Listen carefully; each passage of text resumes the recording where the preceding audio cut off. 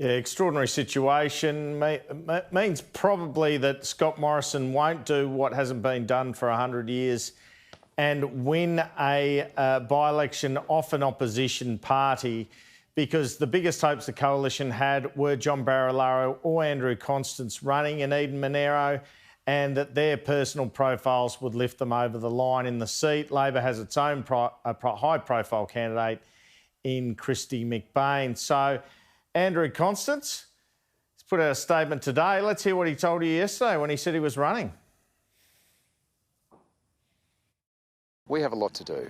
We've seen COVID as the second catastrophe this year have an incredible impact across my region and within my community and amongst family, friends and local businesses. And there is no doubt in terms of particularly bushfire recovery, there's a lot to build on and there's a lot to be achieved.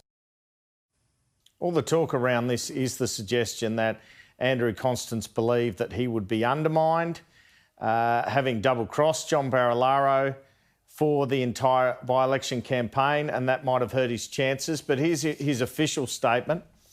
It says, "I wish to let people know I've decided not to contest Liberal Party pre-selection for Eden Monaro. That'll be taking place on May 22. I need to remain focused on the bushfire recovery," surely he could have done that as a federal member, "and be grateful for the opportunities I already have."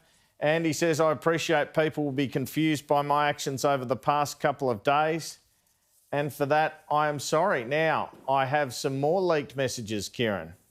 These are messages between federal national MPs who are joking about John Barilaro. These are supporters of Michael McCormack, joking about him pulling out of the race, Eden Monaro. So here we go. We've got Damien Drum, someone of Kevin's ability, as in Kevin Hogan should be able to handle both Page and Eden Monaro. Darren Chester, Mr McCormack's biggest supporter. "At least if Kevin went to Eden Monaro, we would finally get the real member for Page into the job. Vote one Karen." That's about Kevin Hogan's wife and how popular and hard-working she is. Kevin Hogan, "I'm too busy organising the Bring Back Luke campaign for Cowper, Heartsucker." And then Damien Drum. "Apparently Barilaro has a nice wife. Maybe we could orchestrate a Vote One Barilaro campaign for her." Not something I'm sure John Barilaro would like to see, but it illustrates, Kieran, the splits in the Nats, that this has come my way a day after a leak of John Barilaro's texts to Michael McCormack suggesting he's not a leader. Well, Damien Drum, I've spoken to him.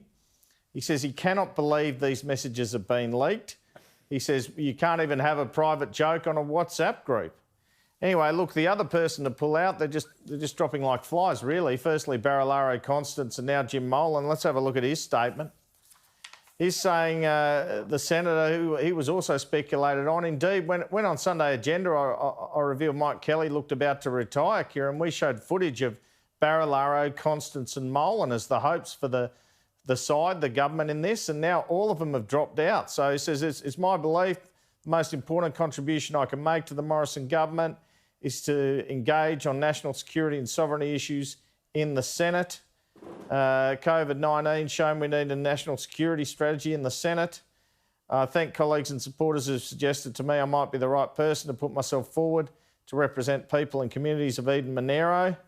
Because of media reports, I do wish to clarify no one's tried to force me to not nominate, nor was I ever intimidated by the prospect of a pre-selection. Now, I believe there'll be a few candidates for pre-selection, more than one, but certainly Fiona Copvoice, who got within 1% last time, will be one of those standing for pre-selection. But she and others don't pack the sort of punch in a by-election context with a serving government that Barilaro or Constance might have, Kieran.